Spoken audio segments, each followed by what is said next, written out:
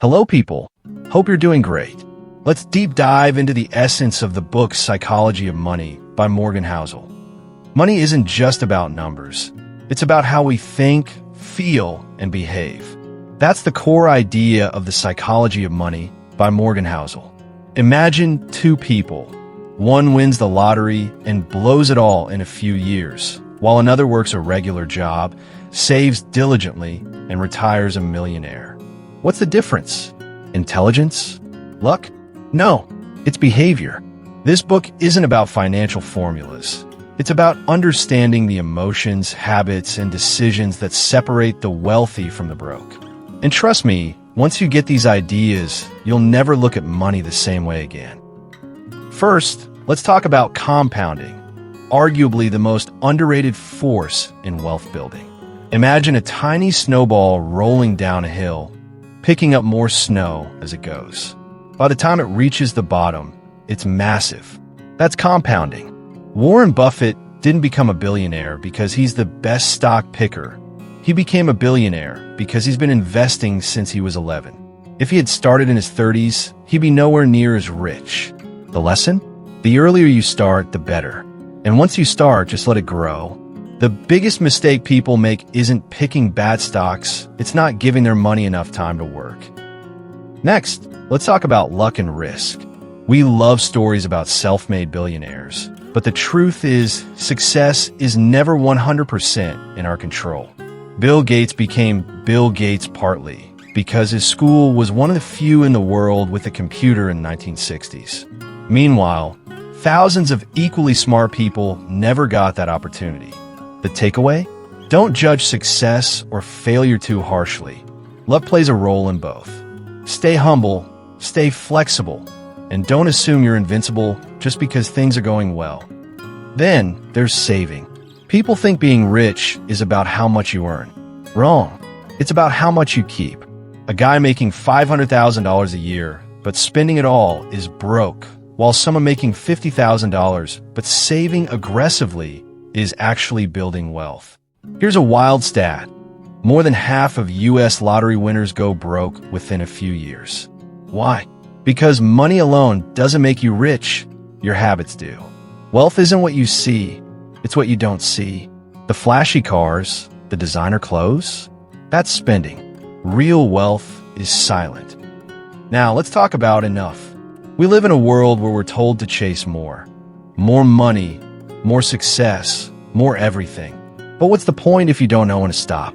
History is full of people who had millions, but lost it all because they kept pushing for more. The happiest, wealthiest people are the ones who know they're enough. Figure out yours before greed blinds you. Here's a huge one. Money is freedom. Most people don't dream of money itself. They dream of what money can buy. Freedom from a job they hate, freedom to travel, freedom to spend time with family. A high income means nothing if you're still stuck in a life you don't control. Real wealth is the ability to wake up and say, I can do whatever I want today. That's the goal. Another thing people get wrong? They assume their desires will stay the same. You might be obsessed with buying a sport car today, but 10 years from now, it might not matter. That's why flexibility is key. Don't tie yourself to a financial plan that doesn't allow you to adapt. And finally, no one is crazy when it comes to money. Everyone makes financial decisions based on their own experiences. If you grew up poor, you'll probably be more cautious. If you've only seen good times, you might take more risks. Instead of judging others, understand that money isn't just math, it's psychology. So what's the big lesson here? Mastering money isn't about being the smartest person in the room. It's about knowing yourself, avoiding dumb mistakes, and playing the long game. Wealth isn't about Lamborghinis and mansions.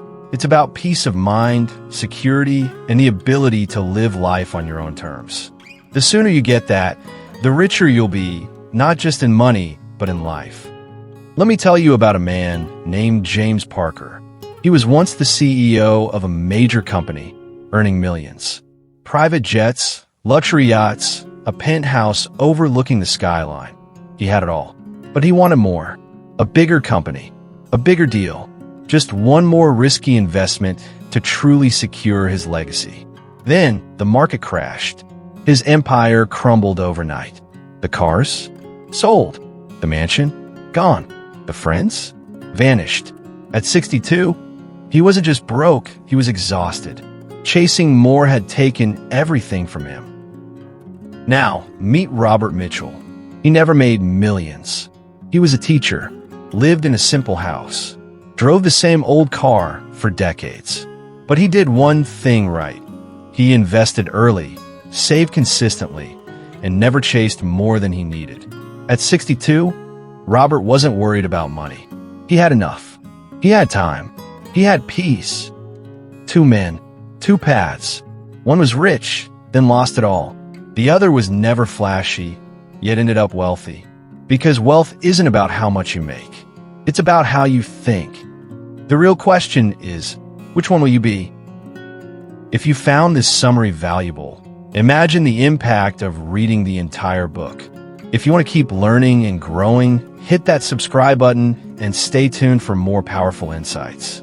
Let's explore more books together, one idea at a time.